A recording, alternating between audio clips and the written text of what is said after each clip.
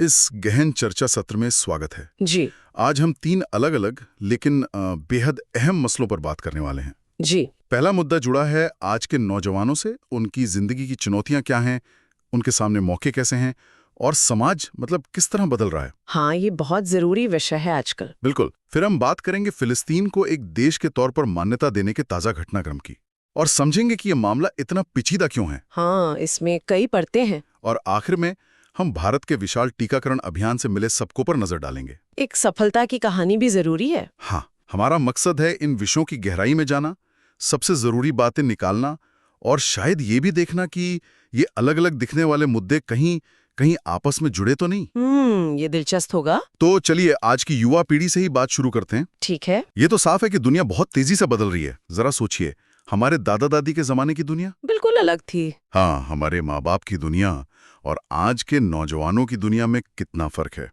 एक वक्त था जब वो एसटीडी बूथ होते थे। हाँ, याद है। फिर मोबाइल फोन आए और वो गायब हो गए। और अब तो वीडियो कॉल, वो तो रोजमर्रा की बात है। सही कहा। ऐसा लगता है कि बदलाव ही अब इकलौती पक्की चीज है। मतलब जो इसके साथ नहीं चलेगा वो पीछे रह जाएगा। बिल्कुल। इस बदलाव को समझने का एक नजरिया हो सकता है समाज के विकास के चरणों को देखना। जैसे पहले हम शायद सूचना समाज में थे, इंफॉर्मेशन सोसाइटी। हाँ, फिर ज्ञान समाज यानी नॉलेज सोसाइटी में आए और अब शायद हम विवेक समाज या विजडम सोसाइटी की दहलीज पर हैं। विजडम सोसाइटी, ये थोड़ा समझाइए। देखिए, एक डॉक्टर का उदाहरण लेते हैं। मरीज आता है, बताता है उसे बुखार है, खांसी है। ये हुई इन्फॉर्मेशन, है ना? हाँ, सूचना। फिर डॉक्टर इन लक्षणों को, रिपोर्ट्स को देखता है और समझता है कि इसे निमोनिया है।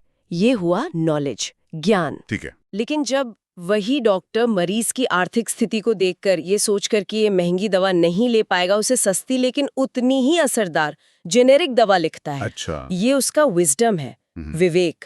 मतलब ज्ञान का इस्तेमाल इंसानियत और सही गलत की समझ के साथ। तो शायद हम अब उस दौर में जा रहे हैं जहां सिर्फ जानना काफी नहीं, सही तरह से इस्तेमाल करना जरूरी है। ये बहुत अहम बात है। और अब इस नए दौर में नौजवानों के लिए कुछ नए दरवाजे भी खुले हैं, अवसर। हाँ बिल्कुल। जैसे सरकारी नीतियां बदली हैं। अब सिर्फ डिग्री पर जोर नहीं है, बल्कि जिंदगी भर सीखते रहने मतलब लाइफ लॉन्ग लर्निंग पर फोकस है। जैसे वो नई शिक्षा नीति में मल्टीपल एंट्री एग्जिट है। बिल्कुल। वो एक बड़ा कदम है कि अगर कोई बीच में पढ़ाई छोड़ता भी है तो उसकी मेहनत बेकार नहीं जाती, उसे कुछ ना कुछ क्रेडिट मिलता है, वो बाद में वापस आ सकता है। और ऑनलाइन सीखने के भी तो कई साधन हैं। हाँ, स्वयं पोर्टल है और भी कई हैं जहाँ घर बैठे अच्छे प्रोफेसर से सीख सकते हैं। तो मौके बढ़े हैं। और एक और बात शायद ये है कि अब सिर्फ नौकरी पाने पे जोर नहीं है। सही। अब इनोवेशन, रिसर्च, कुछ नया करने पर ज्यादा ध्यान है। स्कूलों में वो अटल टिंकरिंग लैब्स हैं। हाँ, ATL लैब्स। वहाँ बच्चे रटने की बजाय करके सीखते हैं। फिर स्टार्टअप्स को बढ़ावा मिल रहा है, स्टैंड अप इंडिया, मुद्रा योजना। मतलब अब जॉब सीकर से जॉब क्रिएटर बनने की बात हो रही है। बिल्कुल। और अगर किसी के पास अच्छा आइडिया है तो शायद पहले के मुकाबले आज फंड मिलना भी थोड़ा आसान हुआ है। वो टीवी शो भी तो आते हैं, शार्क टैंक जैसे। हाँ, तो ये तो हुए मौके, लेकिन चुनौतियां वो भी तो कम नहीं है। चुनौतियां शायद पहले से ज्यादा बड़ी और उलझी हुई हैं। एक तो दुनिया बहुत जटिल हो गई है, सब कुछ जुड़ा हुआ है, ग्लोबलाइजेशन। हाँ, जैसे आपने कहा, रूस यूक्रेन युद्ध का असर यहाँ तक। बिल्कुल। और AI या डीप फेक जैसी चीजें वो कहीं और बनती हैं, असर यहाँ दिखता है। मतलब दुनिया छोटी हो गई है लेकिन समस्याएं ग्लोबल हो गई हैं। और दूसरी चुनौती कंपटीशन। हाँ, गला काट मुकाबला हर फील्ड में। सरकारी नौकरी हो, UPSC, नीट, लाखों लोग अप्लाई करते हैं, सीटें बहुत कम हैं, तो वो सफलता का दबाव वो बहुत ज्यादा है। और समाज के स्तर पर भी कुछ चिंता है, जैसे एक तरह की संवेदनहीनता बढ़ रही है। शायद उसका बड़ा हाथ है। बहुत दिखावा है, फेकनेस है, ऑनलाइन पहचान छिपी रहती है, तो ट्रोलिंग आम हो गई है। लोग कुछ भी कह देते हैं। और वो शहरी अकेलापन जिसकी बात होती है। हाँ, वो भी। लोग हजारों फ्रेंड से ऑनलाइन कनेक्टेड हैं, पर असल जिंदगी में शायद अकेले हैं। एक और चीज जो दिखती है वो है युवाओं में गुस्सा, आक्रामकता। हाँ, वो भी एक ट्रेंड है। एक तरह की आर्म्स रेस वाली मानसिकता, चाहे वो सोशल मीडिया पर हो या असल जिंदगी में। ये चिंता की बात है। हाँ, ये चुनौतियां वाकई गंभीर हैं।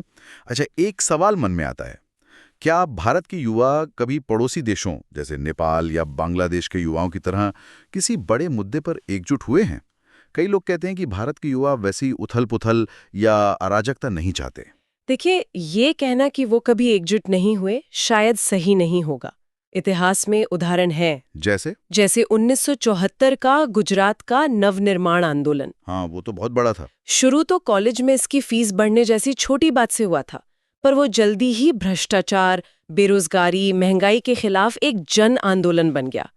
छात्र आगे थे पर पूरा समाज पीछे था। और नतीजा क्या हुआ था? नतीजा, मुख्यमंत्री को इस्तीफा देना पड़ा, विधानसभा भंग करनी पड़ी। ये युवाओं की ताकत थी। और इसी से प्रेरणा लेकर बिहार में जेपी आंदोलन शुरू हुआ था ना? बिल्कुल, जयप्रकाश नारायण जैसे बड़े नेता ने नेतृत्व किया। नारा था संपूर्ण क्रांति। आज के कई बड़े नेता उसी आंदोलन की उपज है। उसका असर तो बहुत गहरा पड़ा था, इमरजेंसी तक लगानी पड़ी। हाँ, तो मुद्दा ये है कि अगर युवाओं को सही, निस्वार्थ नेतृत्व मिले, कोई ऐसा जिस पे वो भरोसा कर सकें, तो वो व्यवस्था बदल सकते हैं। हाल में अन्ना हजारे आंदोलन में भी थोड़ी झलक दिखी थी इसकी। अगर आज के युवाओं की स्थिति की तुलना हम मान लीजिए 1950 के दशक के युवाओं से करें, तो क्या फर्क दिखता है? अरे, जमीन आसमान का फर्क है। तब सोचिए, देश नया नया आजाद हुआ था, एक उम्मीद थी, एक जोश था। नेताओं पर भरोसा था, नेहरू, पटेल जैसे लोग थे। हाँ, उन पर भरोसा था कि ये देश के लिए सोचते हैं। युवाओं को लगता था पढ़ लिख कर नौकरी मिल ही जाएगी। भर्ती एजेंसियों पर विश्वास था। पेपर लीक जैसा शब्द किसी ने सुना भी नहीं था। वो शायद, जैसा आपने कहा, पूर्ण त्याग का दौर था। और आज का युवा क्या देख रहा है? कई नेताओं की छवि ऐसी है कि वो सिर्फ सत्ता और पैसे के पीछे हैं। समाज को बांटने वाले बयान आम हैं। ऐसे में युवा बेचैन है, भविष्य अनिश्चित लगता है, नौकरी की कोई गारंटी नहीं, सिस्टम पर भरोसा वो कम हुआ है। इसे शायद सब कुछ जमा कर लो या टोटल एक्यूमुलेशन का दौर कह सकते हैं। और ये बेचैनी सिर्फ भारत में नहीं है ना? बिल्कुल नहीं। आप देखिए, ब्रिटेन में युवा अप्रवासन के खिलाफ प्रदर्शन कर रहे हैं। दूसरे विकसित देशों में भी महंगाई, नौकरियों की कमी को लेकर युवा आवाज उठा रहे हैं।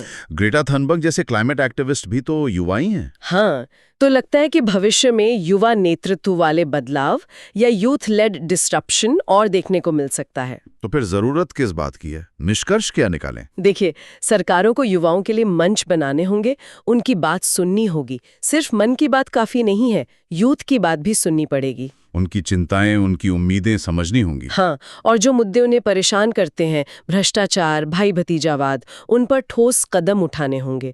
पड़ोसी देशों जैसी अराजकता तो कोई नहीं चाहता, लेकिन युवाओं के मन में जो गुस्सा है, जो निराशा है, उसे नजरअंदाज नहीं किया जा सकता। उसे सही दिशा देनी होगी। बिल्कुल। युवाओं की इन चिंताओं से अब हम चलते हैं एक अंतर्राष्ट्रीय मुद्दे की ओर, जहां भविष्य दशकों से अनिश्चित है, फिलिस्तीन। हाल ही में खबर आई कि ब्रिटेन, कनाडा, ऑस्ट्रेलिया जैसे कुछ देशों ने फिलिस्तीन को एक राष्ट्र के तौर पर मान्यता दी है। जी, सुनने में तो ये एक अच्छा कदम लगता है ना? लेकिन इसकी आलोचना भी हो रही है। इसे दोगलापन कहा जा रहा है, क्रूर मजाक तक कहा जा रहा है। ऐसा क्यों? आलोचना के पीछे दो मुख्य कारण बताए जा रहे हैं। पहला है टाइमिंग, हाँ। यानी ये मान्यता किस वक्त दी गई। किस वक्त? ये मान्यता तब दी गई जब गजा पर इजरायली हमलों के बाद वो लगभग पूरी तरह तबाह हो चुका है। सही। मलबे का ढेर बन गया है। तो आलोचक कह रहे हैं कि आप किस राष्ट्र को मान्यता दे रहे हैं? हाँ, मतलब एक ऐसे खंडर को जिसका कोई वजूद ही नहीं बचा। ये ऐसा है जैसे आप मलबे को एक पता दे रहे हो। ये थोड़ा अजीब लगता है। और दूसरा कारण? कदम है, अंग्रेजी में जिसे वर्चू सिग्नलिंग कहते हैं। अच्छा, मतलब असल मदद के बजाय अच्छा दिखना। हाँ, कुछ वैसा ही। देखिए, इन देशों की सरकारें गजा में जो हुआ उसे लेकर अपने ही देश में जनता के गुस्से का सामना कर रही हैं। लोग पूछ रहे हैं कि भाई, हमारी सरकार ने क्या किया फिलिस्तीनियों के लिए। तो ये मान्यता देना एक तरह से उस घरेलू दबाव को कम करने की कोशिश है। ऐसा माना जा रहा है कि असल में कुछ करने के बजाय बस एक प्रतीकात्मक कदम उठा लो ताकि लोग शांत हो जाएं, दुनिया को लगे कि हाँ, हम कुछ कर रहे हैं। इस मामले में ब्रिटेन की भूमिका पर खास तौर से उंगली उठ रही है, इतिहास की वजह से। हाँ, बिल्कुल, क्योंकि इतिहास देखें तो इसी ब्रिटेन ने 1917 में वो बैल्फोर घोषणा की थी। बैल्फोर घोषणा, हाँ। प्रथम विश्व युद्ध चल रहा था। ब्रिटेन को यूरोप की यहूदियों का समर्थन चाहिए था, तो उन्होंने वादा कर दिया कि वो फिलिस्तीन में यहूदियों के लिए एक नेशनल होम बनाएंगे। यानी एक देश ने दूसरे देश की जमीन किसी तीसरे समुदाय को देने का वादा कर दिया। हाँ, और वहां जो पहले से रह रहे थे फिलिस्तीनी अरब, उनसे पूछा तक नहीं। यहीं से ये सारा विवाद शुरू हुआ। और फिर ब्रिटिश मैंडेट के दौरान उन्होंने यहूदियों को लाके बसाया भी। जी, यूरोप से यहूदियों को लाकर बसाया गया। इससे वहां की डेमोग्राफी बदल गई और आगे चलकर इजराइल की नींव पड़ी। तो जिस ब्रिटेन ने ये समस्या एक तरह से शुरू की, वही आज मान्यता देकर हीरो बन रहा है। इसीलिए दोगलापन कहा जा रहा है। हाँ, आलोचक यही कह रहे हैं। और आज की जमीनी हकीकत क्या है जिस फिलिस्तीन को मान्यता दी जा रही है? क्या वो भौगोलिक रूप से एक है? नहीं, बिल्कुल नहीं। खासकर वेस्ट बैंक को देखें तो वो इजरायली बस्तियों, मतलब सेटलमेंट्स से भरा पड़ा है। ये बस्तियां तो अवैध मानी जाती हैं अंतर्राष्ट्रीय कानून के तहत। हाँ, अवैध है, लेकिन वो लगातार फैल रही हैं। और इनका मकसद सिर्फ यहूदियों को बसाना नहीं है। इनका मकसद है फिलिस्तीनी जमीन को ऐसे छोटे छोटे टुकड़ों में बांट देना ये एक जुड़ा हुआ स्वतंत्र फिलिस्तीनी राष्ट्र कभी बनी ना पाए। बिल्कुल, एक तरह से उसे असंभव बना देना। और वहां जो फिलिस्तीनी अथॉरिटी है, उसका भी शासन नाम मात्र का ही है। असल नियंत्रण तो इजराइल का ही है। ये व्यवस्था इजराइल को इस जिम्मेदारी से भी बचाती है कि उसे वेस्ट बैंक के लाखों फिलिस्तीनियों को नागरिक अधिकार न देने पड़े। तो फिर ये जो बात होती है हमेशा 2 स्टेट सोल्यूशन की, 2 राष्ट्र समाधान की, उसका क्या? वो व्यावहारिक है अब? देखिए, नेता भले ही इसकी रट लगाते रहें, लेकिन जमीनी हकीकत ये है कि इन बस्तियों ने 2 स्टेट सोल्यूशन को लगभग नामुमकिन बना दिया है। मतलब अब फिलिस्तीन के लिए एक व्यावहारिक जुड़ा हुआ इलाका बचा ही नहीं है। हाँ, यही कड़वी सच्चाई है। शायद दुनिया इसे मानना नहीं चाहती या नेता इसे कहना नहीं चाहते। कूटनीतिक तौर पर शायद यही कहना आसान है। तो अगर 2 राष्ट्र समाधान मुमकिन नहीं लगता, तो फिर असलियत क्या हो सकती है? आगे क्या होगा?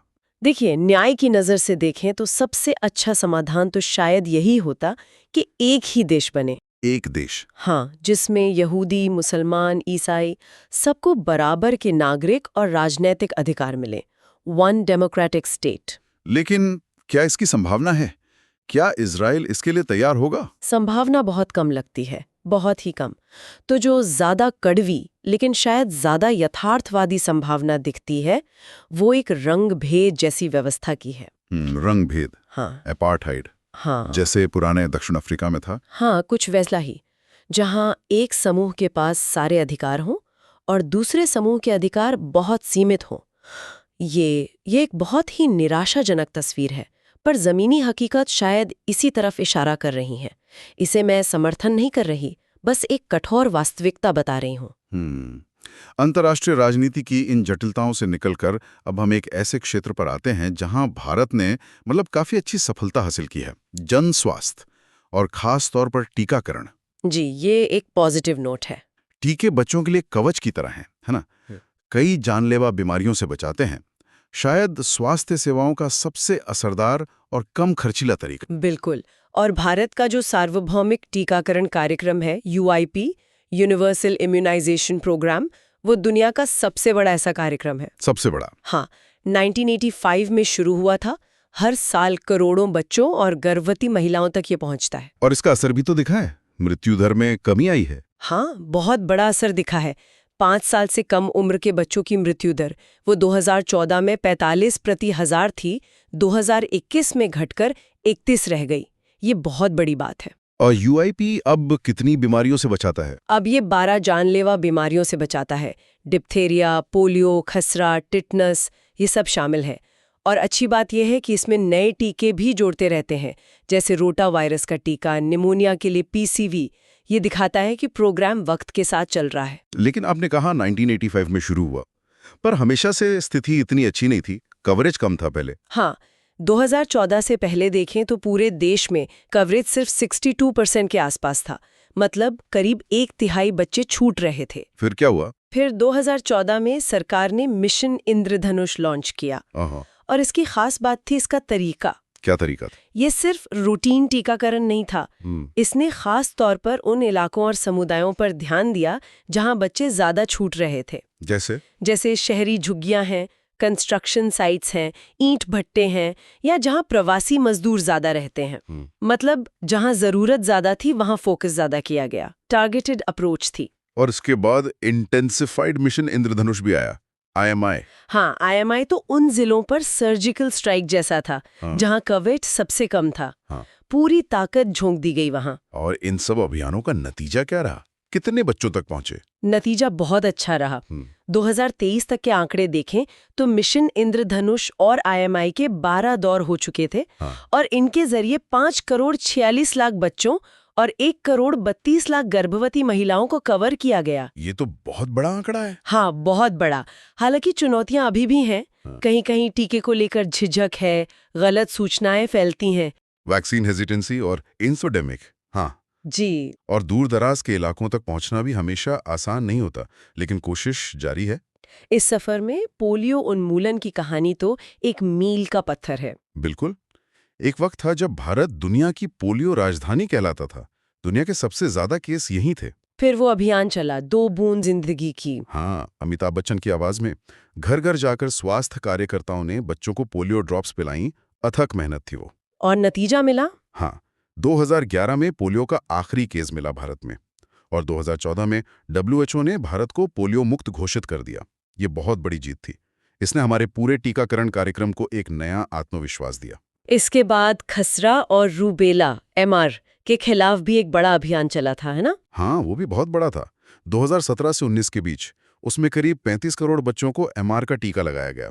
दुनिया का सबसे बड़ा टीकाकरण अभियान था वो इस वक्त। 35 करोड़? जी। लेकिन फिर कोविड आ गया और उसकी वजह से रूटीन टीकाकरण थोड़ा प्रभावित हुआ।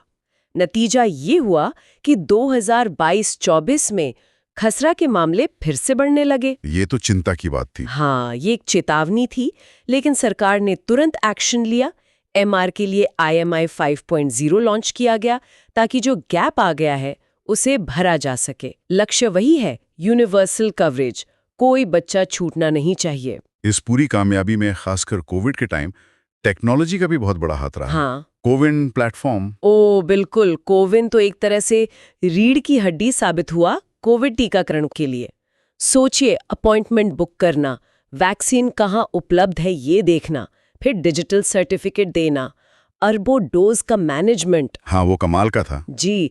और उसी की सफलता को देखते हुए अब बच्चों के नियमित टीकाकरण के लिए यूविन प्लेटफॉर्म बनाया गया है। वो भी वैसा ही काम करेगा। और वैक्सीन के स्टॉक मैनेजमेंट के लिए भी कुछ है? हाँ, उसके लिए ईविन है, इलेक्ट्रॉनिक वैक्सीन इंटेलिजेंस नेटवर्क। ये वैक्सीन के स्टॉक और कोल्ड चेन के तापमान पर रियल टाइम में नजर रखता है। इससे वैक्सीन की बर्बादी कम होती है।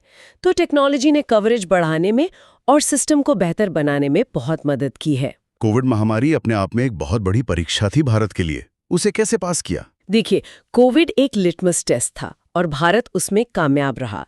एक वक्त था जब दुनिया में वैक्सीन राष्ट्रवाद चल रहा था। हाँ, अमीर देश वैक्सीन जमा कर रहे थे। जी। तब भारत ने सिर्फ दूसरों पर निर्भर रहने के बजाय अपनी घरेलू क्षमता पर भरोसा किया। पब्लिक प्राइवेट पार्टनरशिप का बेहतरीन उदाहरण दिखा।